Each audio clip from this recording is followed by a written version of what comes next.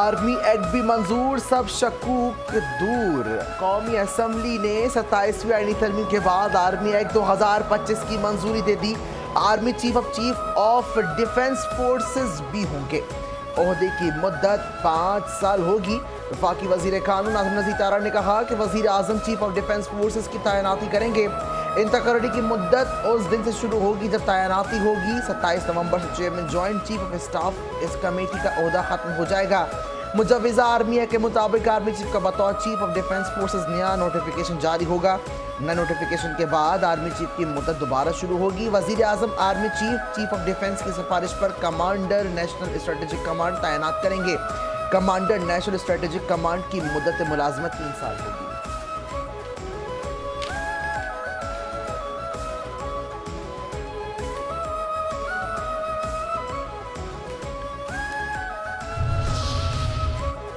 दो जस्टिस, 2 इस्तीफे। Supreme court के जज जस्टिस मंसूर अली शाह और जस्टिस अतहर मिनुल्लाह ने इस्तीफा दे दिया। इस्तीफा सदर मुमलिकत को भिजवा दिया। जस्टिस मंसूर अली शाह ने 27वीं आईनी तरमीम पर तहफ़्फ़ुज़ात का इज़हार किया था। इस सिलसिले में chief justice supreme court justice Yahya Afridi को 2 खतूत भी लिखे गए थे। अपने इस्तीफे में जस्टिस मंसूर अली शाह ने लिखा, 27वीं आईनी तरमीम आईन पाकिस्तान पर संगीन हमला है। 27वीं आईनी तरमीम ने सुप्रीम कोर्ट ऑफ पाकिस्तान को टुकड़े टुकड़े कर दिया। तरमीम ने अदलिया को हुकूमत के मातहत बना दिया। 27वीं तरमीम ने हमारी आईनी जमहूरियत की रूह पर कारी ज़रब लगाई है।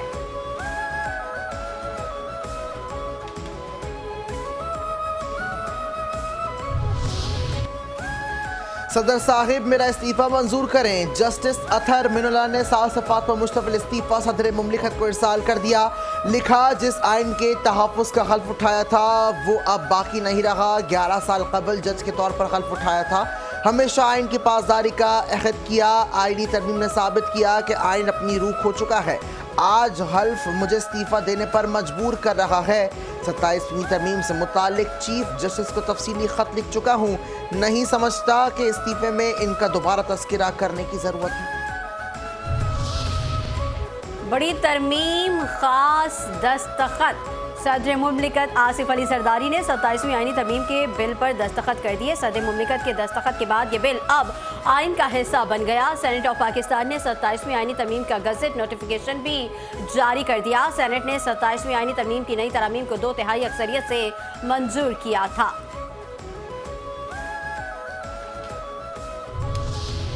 कौन बनेगा वफाकी आईनी अदालत का सरबरा?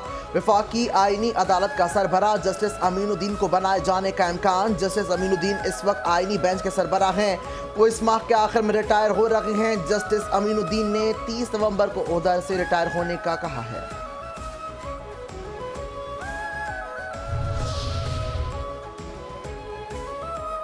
कौमी असम्बली से मंजूर शुदा 27वीं आईनी तरमीम के इजाफी शेखने सेनेट से भी 2/3 अक्सरियत से मंजूर। चेयरमैन सेनेट यूसुफ रजा गिलानी की ज़ेर सदारत इजलास में वफाकी वज़ीर आज़म नज़ीर तारण ने बिल की हतमी मंजूरी की तहरीक पेश की। JUI के 4 सेनेटर्स ने तरमीम की मुखालफत में वोट दिए।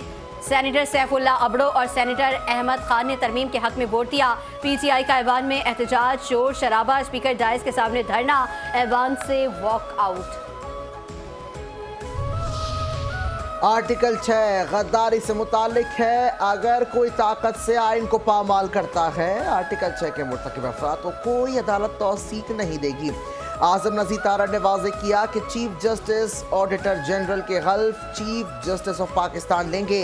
कोई अदालत आर्टिकल 6 के तहत किसी मार्शल लॉ या गैर आइनी इक़दाम की तौसीक नहीं कर सकेगी।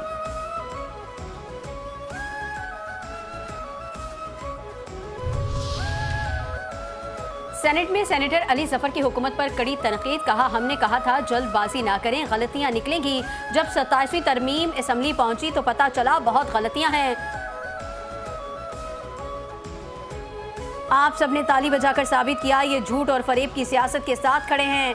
ये सब कुछ कंट्रोल करने के लिए जल्द से जल्द आईनी अदालत बनाना चाहते हैं।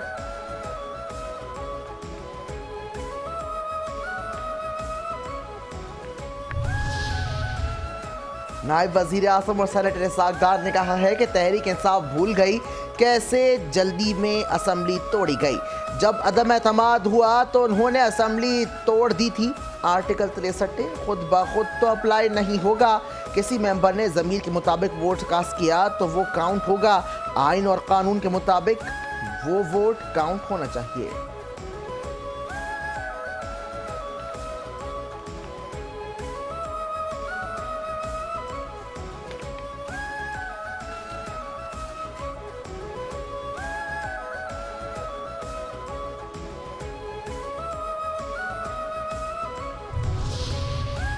दारुल हुकूमत इस्लामाबाद में खुदकुश और कबायली जिला जनूबी वजीरिस्तान के शहर वाना में कैडेट कॉलेज पर हमला करने वालों का अफगानिस्तान से ताल्लुक है। वफाकी वज़ीर दाखिला मोहसिन नकवी की सेनेट इजलास के बाद पार्लियामेंट हाउस में मीडिया से गुफ्तगू। कहा, कानून नाफिज करने वाले इदारे इन दिनों वाक़यात में मुलव्विस अफराद तक पहुँच चुके हैं। दोनों वाक़यात में मुलव्विस अफराद अफगानी थे। पाकिस्तान ने तालिबान हुक्काम को बार बार कहा है कि सरहद पार दहशतगर्दी को खत्म किया जाए, लेकिन वो बाज नहीं आ रहे। इस हुकूमत का सबसे बड़ा हदफ पाकिस्तान में मौजूद अफगान पनाह गुज़ीनों को वापस उनके वतन भेजना है।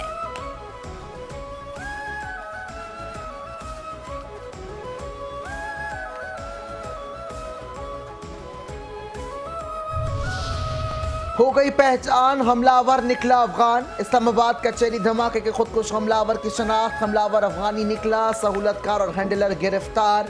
पुलिस ज़राए के मुताबिक सहूलतकार गुज़श्ता एक माह से रावलपिंडी में मुकीम था। हैंडलर को केपी से गिरफ्तार किया गया।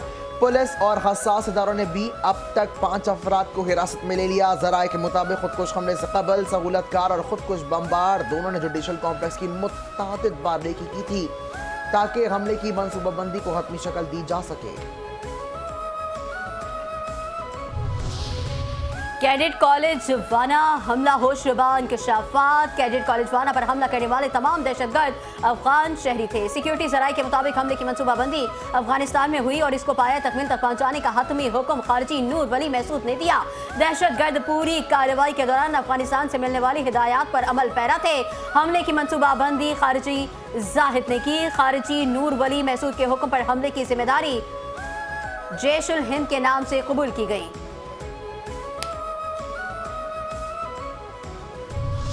इस्लामाबाद को महफूज बनाने के लिए तमाम इकदाम किए जा रहे हैं। वफाकी वज़ीर मुमलिकत बराए दाखिला तलाल चौधरी की मीडिया से गुफ्तगू। कहा, इस्लामाबाद में तमाम गाड़ियों मोटरसाइकिलों पर इलेक्ट्रिक टैग लग गए हैं।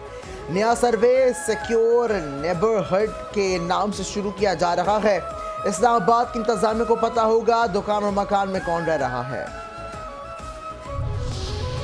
हमें अपनी मुसल्लह अफवाज पर फख्र है। पाक अफवाज के जवान पाकिस्तानी अवाम के लिए अपनी जानें कुर्बान करने के लिए हम वक्त तैयार हैं। DGISPR की स्कूल और कॉलेज के तलबा व तलबात और असातिज़ा के साथ खुसूसी नशिस्त। DGISPR ने नशिस्त के दौरान अफवाज पाकिस्तान के ऑपरेशनल उमूर और दाखिली सूरत हाल के हवाले से गुफ्तगू की।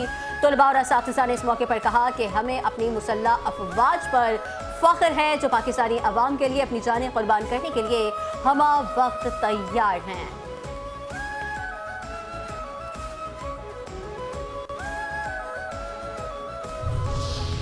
वज़ीर आला पंजाब मरीम नवाज से GGI की डायरेक्टर जनरल की मुलाकात। माहौलियाती बेहतरी के आलमी इत्तेहाद ग्लोबल ग्रीन ग्रोथ इंस्टीट्यूट का माहौल दोस्त के मिशन में पंजाब हुकूमत से शराकतदारी पर इत्तफाक।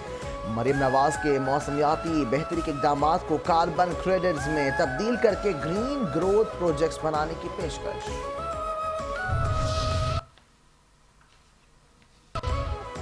सिंध के अच्छे दिन, शर्जील इनाम मेमन ने सुनाई नवीद। सिंध हुकूमत की तरजीह तरक्की के अमल में शफाफियत, रफ्तार और अवामी फ़ायदे को यकीनी बनाना है। शर्जील इनाम मेमन कहते हैं, सिंध हुकूमत के तरक्याती मंसूबे सूबे की मईशत और आवाम की जिंदगियों में वाज़े बेहतरी का सबब बन रहे हैं। हाईवे और सड़कों के मंसूबे इलाकाई और बैनुल सूबाई रवाबित को मजबूत बनाएंगे। तिजारत, ज़राअत और सनती शोबों को भी फ़रोग़ मिलेगा। सैलाब मुतासर इलाकों में सड़कों की बहाली और उनके दायरे कार में तोसी सूबे की तवील मुद्दती तरक्की और इक़्तिसादी तरक्की के लिए अहम है।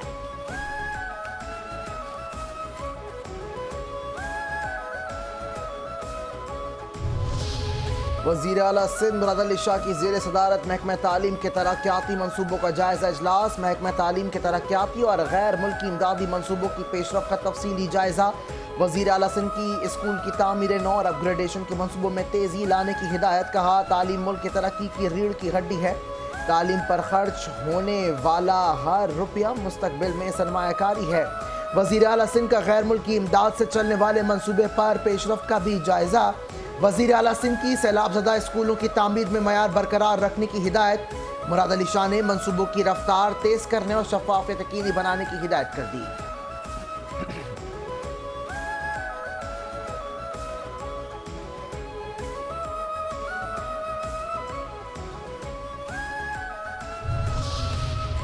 कराची में डकैती मुज़ाहमत पर एक और शहरी कत्ल। वाक़या शराफी गोट के करीब मोहम्मद सिटी में घर में डकैती के दौरान पेश आया। मकतूल शाहिद निजी मेडिसिन कंपनी में मुलाजमत करता था और 3 बेटियों का बाप और घर का वाहिद कफील था। पुलिस के मुताबिक 3 मुसल्लह डकैत मकतूल के घर में डकैती की नीयत से दाखिल हुए तो मकतूल ने मुज़ाहमत की, जिस पर मुसल्लह मुलजिमान ने फायरिंग कर दी।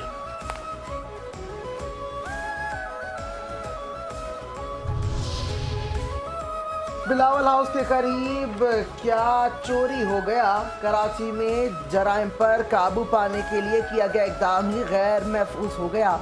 बिलावल हाउस के करीब वारदात से सिटी प्रोजेक्ट के कैमरों के लगाए गए डिस्ट्रीब्यूशन बॉक्स चोरी हो गया। डीजी सेफ सिटी ने तस्दीक कर दी। बताया डिस्ट्रीब्यूशन बॉक्स चोरी होने के बाद सेफ सिटी के कैमरे उतार लिए गए। डिस्ट्रीब्यूशन बॉक्स चोरी के बाद कैमरे बंद हो गए, जिन्हें महफूज करते हुए खंभे से उतार लिया गया। डिस्ट्रीब्यूशन बॉक्स में लाखों रुपए मालिक का सामान होता है। डीजीपी चोरी होने से कैमरे बंद हो गए, जबकि डब्बी बॉक्स चोरी हो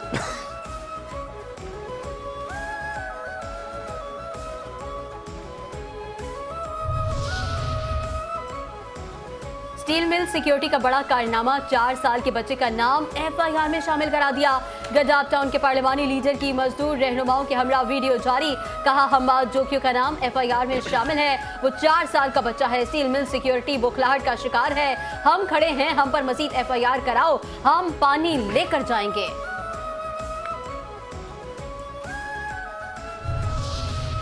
सोने की कीमत एकदम बढ़ चुकी। फी तोला 8,300 रुपए महंगा। सोने की फी तोला नई कीमत 4,43,062 रुपए हो गई। 10 ग्राम सोने की कीमत 7,116 रुपए बढ़ी। 10 ग्राम सोने का भाव 3,79,854 रुपए है।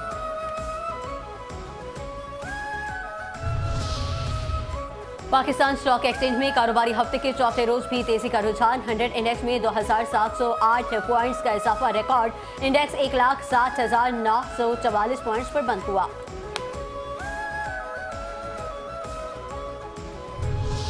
सुस्त रफ्तार बॉलिंग भारी पड़ गई। पाकिस्तान क्रिकेट टीम एक और मुश्किल में फंस गई। पाकिस्तान क्रिकेट टीम पर श्रीलंका के खिलाफ पहले एक रोजा मैच में स्लो ओवर रेट पर मैच फीस का 20% जुर्माना आयद कर दिया गया। कौमी टीम के कप्तान शाहीन आफरीदी की जानिब से जुर्माने को कबूल करने की वजह से किसी बाकायदा समाअत की कोई जरूरत बाकी नहीं रही।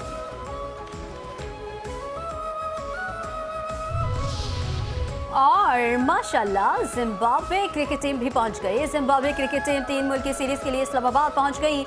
मेहमान खिलाड़ी आज आराम करेंगे। 6 मुल्की T20 सीरीज का आगाज 18 नवंबर से रावलपिंडी में होगा। पाकिस्तान, श्रीलंका और जिम्बाब्वे की टीमें शिरकत करेंगी।